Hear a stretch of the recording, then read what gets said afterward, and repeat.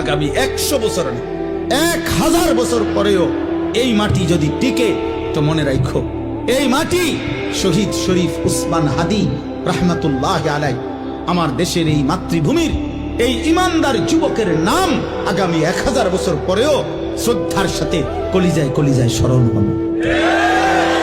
পৃথিবী তাকে মনে রাখে। হ্যাঁ হ্যাঁ, মনে রাখো। এই যুবক ইমানদার ছিল।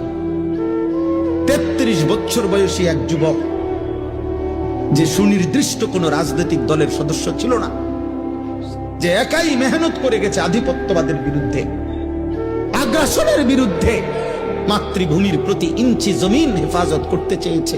তার সামর্থ্যের সবটুকু দিয়ে সে বলেছে, সে পাক্কা নামাজি ছিল, 5 ওয়াক্ত নামাজ পড়ত, ফজরের নামাজ প্রতিদিন জামাতে করত, ফজরের নামাজ ক্যাম্পেইন করত, সাথীদেরকে ফজরের নামাজের জন্য উঠাইতো, ফজরের নামাজের বন্ধুদেরকে সাথে নিয়ে এরপরে ঢাকা 8 সংসদীয় আসনে ওয়ার্কিং করত প্রতিদিন ফজরের নামাজের পরে। তুমি খবরে দেখো,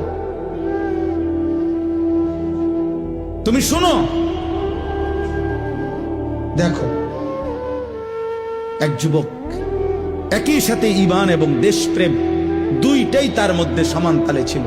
মাতৃভূমির প্রতিও প্রচন্ড টান ছিল, দেশের আজাদী স্বাধীনতা সার্বভৌমত্বের প্রতিও তার কলিজা ভরা মহব্বত ছিল, আল্লাহর প্রতিও তার মজবুত ঈমান ছিল।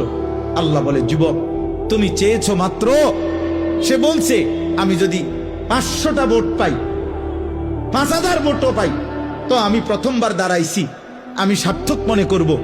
আসমানওয়ালা রব বলেন, আমি তোকে 18 কোটি মানুষের ভালোবাসা দিয়ে দিলাম, যা,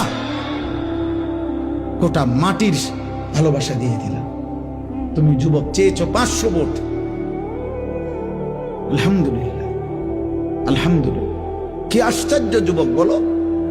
এই দেশের লক্ষ আলেম, মুফতি, মুহাদ্দিস, ইমাম, খতিব, মুয়াজ্জিন, ওয়াইজ, পীর, বুজুর্গ, আউলিয়া, তালিবে ইলম, হাফেজে কোরআন, আল্লাহর দ্বীনের সবাই, আবার সাধারণ থেকে সাধারণ মানুষ, রিস্কাওয়ালা, ট্রাকওয়ালা, ঠেলাওয়ালা, কুলিওয়ালা, দিন মজুর, বুড়া মানুষ, জওয়ান মানুষ, বাচ্চা মানুষ, সব তার জন্য চোখের পানি ফেলে অঝরে কাঁদছে।